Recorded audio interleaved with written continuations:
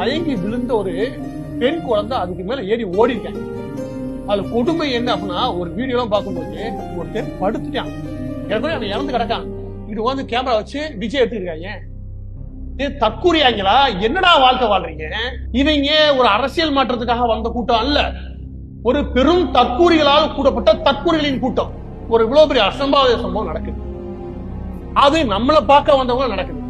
நம்மளுடைய ஃபேன்ஸ் இறந்து போயிட்டாங்க, அதுல 9 குழந்தைகள் வேற இறந்து போயிடுச்சு. இப்படின்னா அப்படி நடந்துகிட்டு இருக்கும்போது ஏன்னா மனசாட்சி இருக்கிறவங்க கிளம்பி திருச்சிக்கு போய் திருச்சியில இருந்து ஒரு தனியா ஒரு பிரைவேட் ஜெட் எடுத்து சென்னை வந்து வீட்டுக்கு போவானா? நான் சொல்றேன், இவங்க அரிப்புக்கு இவங்க செருப்பு கட்டி ஆல்ரெடி அடிச்சாந்தவங்க.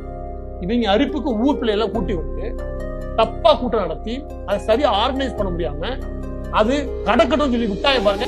இதுக்கு விஜய் காரணம் இல்ல, கிடையவே கிடையாது. விஜய் தான் காரணம். இந்த ஆளை புடின்ற லைட்டை போட்டு ஆஃப் பண்ணி விளாண்டுல குடிச்சிட்டு போன